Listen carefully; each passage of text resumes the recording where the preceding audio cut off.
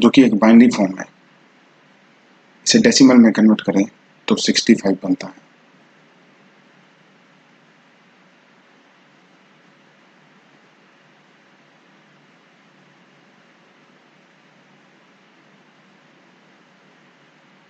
एक, दो, चार, आठ, 16, 32 और 64। क्योंकि हमें पता है कि हम नंबर सिस्टम में देख चुके हैं कि जहाँ जीरोस आ जाती हैं उनको कैलकुलेशन में काम में नहीं लेते हैं। इसलिए 64 + 1 = 65। अल्फाबेट्स में आस्की कोड्स के सीक्वेंस कंटिन्यूस होते हैं, इसलिए बी को 66, जो कि 1 0 0 0 0 1 0, और इसी तरह से क्रम चलता रहता है जेड तक। जेड की वैल्यू 90 होती है, जो कि 1 0 1 1 0 1 0 होती है। कंप्यूटर में स्मॉल अल्फाबेट्स को भी यूज किया जाता है। इसमें ए की वैल्यू 1 1 0 0 0 0 1 होती है, जो कि 97 के इक्विवेलेंट होती है। इसी तरह से छोटे जेड की वैल्यू 122 होती है,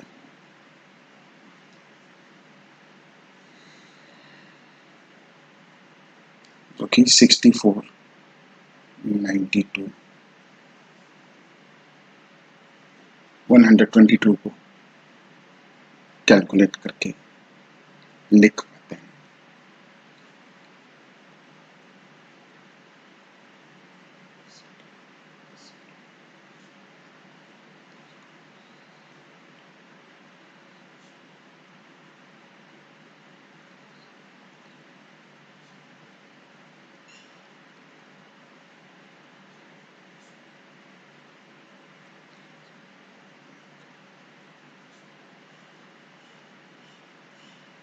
कि 1 1 1 1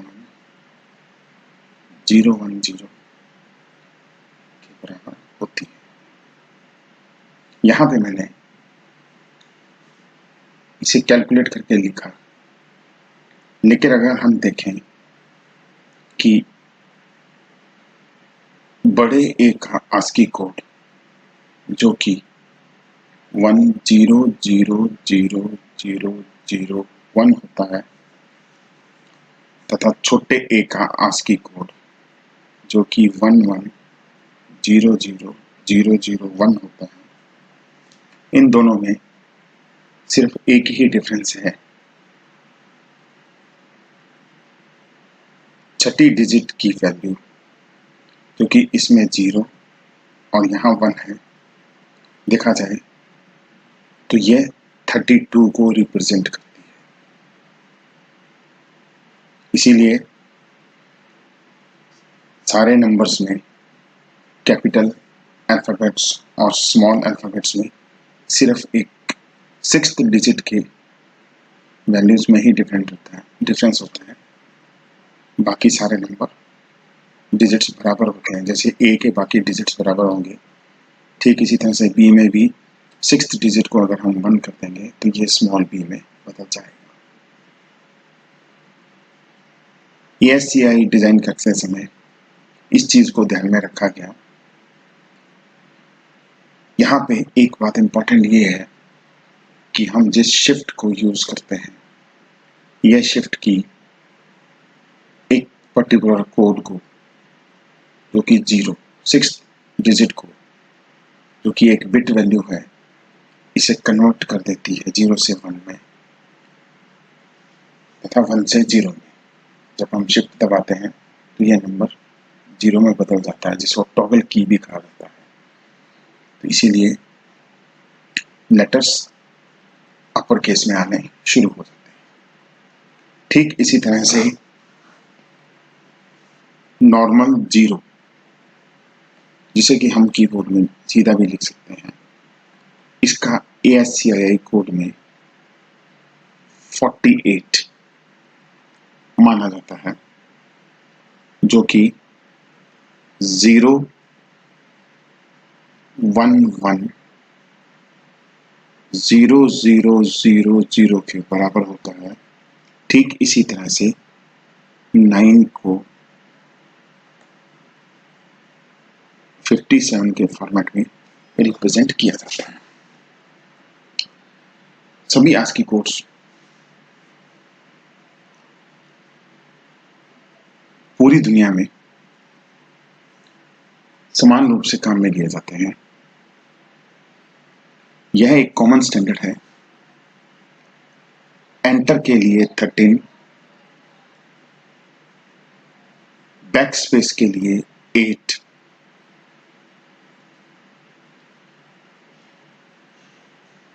स्पेस बार के लिए 32,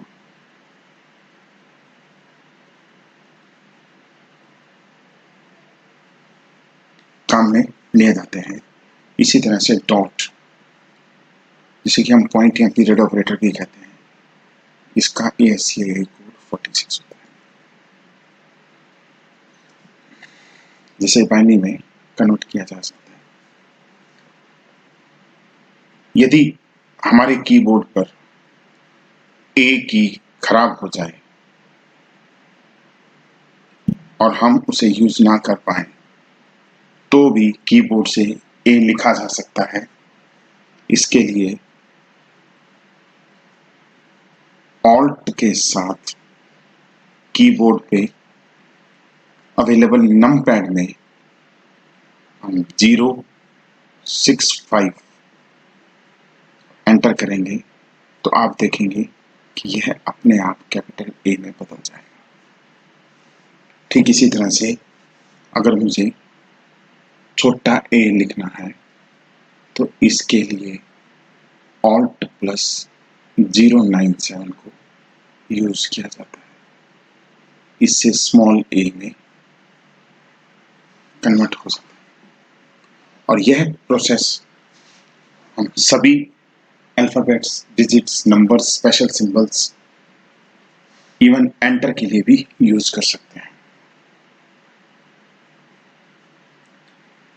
ASCII कोड्स जो कि इंग्लिश के लिए मेनली यूज में लिए जाते हैं, जब इंडियन लैंग्वेज की बात आई, क्योंकि इसमें different types of languages India में यूज होती हैं, तो इसी का मॉडिफाइड वर्जन इंडिया में डिजाइन किया गया और जिसको नाम दिया गया ISCII, Indian standard codes for information interchange. इस कोड की सहायता से डिफरेंट टाइप्स ऑफ लैंग्वेजेस जैसे कि गुरमुखी, गुजराती, उड़िया, बंगाली, असमी एक्सेट्रा के लिए जो स्क्रिप्ट्स अवेलेबल रहती हैं उनको सपोर्ट करता है, तथा कंप्यूटर में हम इसकी सहायता से डिफरेंट लैंग्वेजेस को काम में ले सकते हैं। जैसे कि हम लोग हिंदी को यूज करने के लिए गूगल इनपुट टूल्स को काम में लेते हैं।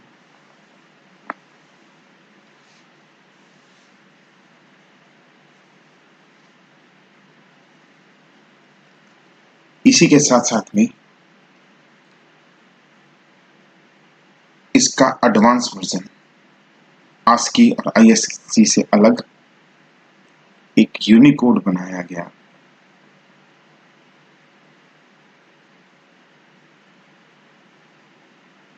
जिसमें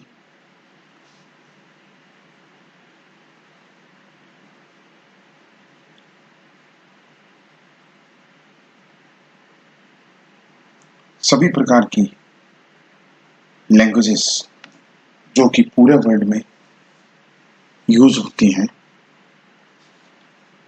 उसमें किसी भी लैंग्वेज की फुल सपोर्ट प्रोवाइड कराई गई। एक यूनिवर्सल कैरेक्टर सेट का डिजाइन किया गया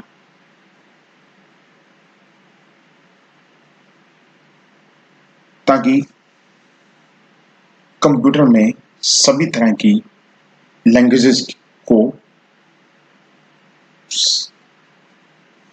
कॉमन सपोर्ट मिल सके।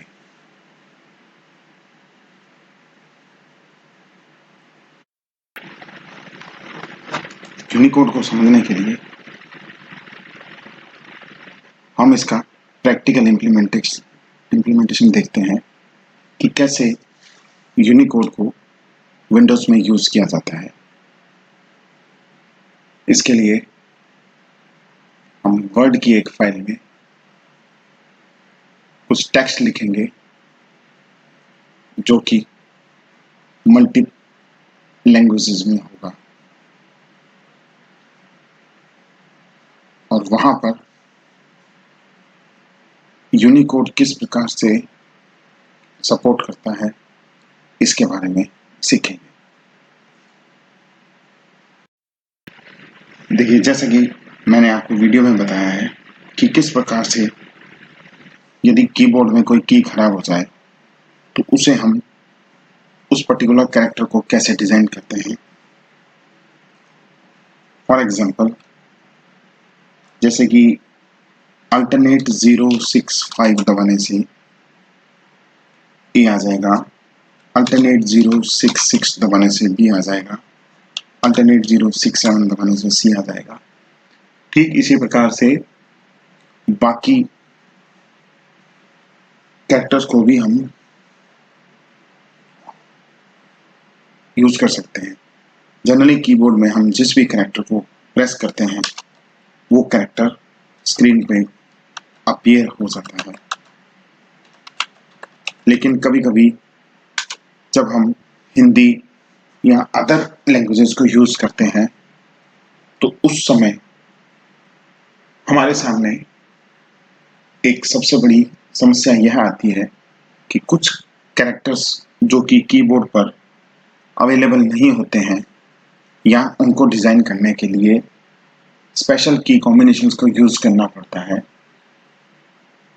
तो ऐसी सिचुएशंस में हम सिंबल्स को काम में लेते हैं। जैसे कि मैं आपको हिंदी लैंग्वेज पहले इंग्लिश से समझाता हूँ। जैसे फॉर एग्जांपल कि अगर मैं सिंबल को ओपन करता हूँ और मुझे नहीं पता कि प्लस कैसे यूज होता है, तो आप यहाँ देखेंगे कि यूनिकोड सपोर्ट में आपको बता रहा है कि 002B, जो कि एक हेक्साडेसिमल नंबर है, यह बता रहा है कि किस प्रकार से आप उस पर्टिकुलर कैरेक्टर को डिजाइन कर सकते हो।